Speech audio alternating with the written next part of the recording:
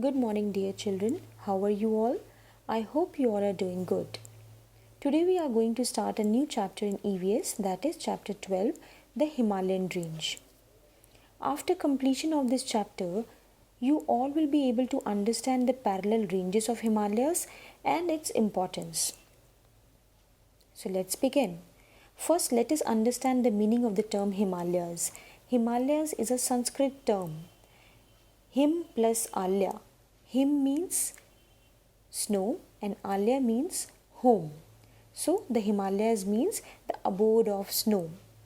The mountain ranges here are always covered with snow. The stretch of Himalayas is a long curve from Jammu Kashmir to Arunachal Pradesh. The Himalayas can be divided into three parallel mountain ranges. First, the Himadri mountain range. Second, the Himachal, the middle or the lesser Himalayas.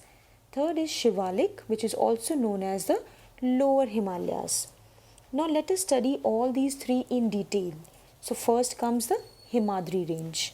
The Himadri is the northernmost range of Himalayas with an average height of 6,000 meters. The mountains here, they are always covered with snow. In some places, huge masses of ice called glaciers are found. Now you all must be knowing the difference between ice and snow. Snow is a soft mass which has air spaces between it. But when we compress the snow, it becomes ice. So ice is a harder mass. When these glaciers come down in the mountain slopes and they reach the warmer regions, they start melting and they form rivers. So the rivers that are coming to our northern plains, they get water from the snow that is present on the mountains in the Himalayas. Now some of the highest mountain peaks are present in the Himadri range. For example, Mountain Kanchenjunga and Mountain Annapurna. Now let us also study about the facts to increase our journal knowledge. Sir Edmund Hillary and Sherpa Tenzing Norgay, they were the first to climb the Mount Everest in 1953. The first Indian woman who climbed Mount Everest was Bachendri Pal.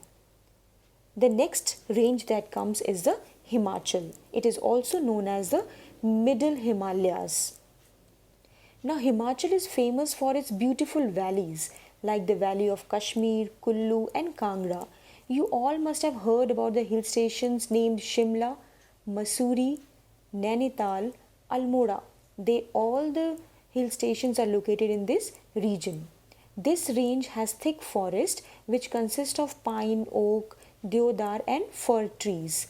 The climate of this region is very suitable for cultivation. Therefore, we find lot many orchards and we do lot of tea plantations here in the Himachal range. Next comes the Shivalik range.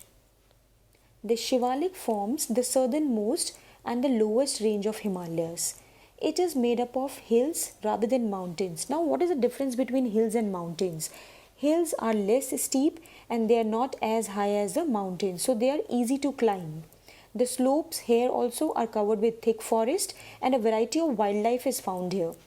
Now, the farming that is done on the slopes is known as terrace farming. Now, what is terrace farming? Let us understand that. Terrace farming is a form of farming that is done by building a series of steps in the slopes of hills for growing crops. So we build the steps like staircases and then we do farming there. So many crops grow there like rice, potato and maize. Now a flat marshy area is also present in the Shivalik range which is known as terai. The crops that can grow in terai are rice, wheat and sugarcane. Now let us understand the importance of Himalayas to us. We all know that Himalayas is a long stretch from Jammu Kashmir to Arunachal Pradesh. So it acts as a natural boundary and it keeps us protected from the foreign invasions. The snow-covered peaks fill our rivers with water all the year round. The forests that are present in the Himalayas, they provide us with the wood, medicines and many other useful things. A lot of wildlife is also present here. For example, snow leopards are there, tigers are there, rhinoceros are there, right? So these are the Importance of Himalayas. Climate of Himalayan range at the base of the mountains, that is at the start of mountains, is tropical. That means it is not very hot or not very cold there. But as we go upwards, there is a permanent ice and snow at the highest elevations. During winter, the snowfall is very heavy with snowstorms and blizzards. So this was all about the Himalayan range. With this we finish our chapter. Thank you everyone. Thank you so much.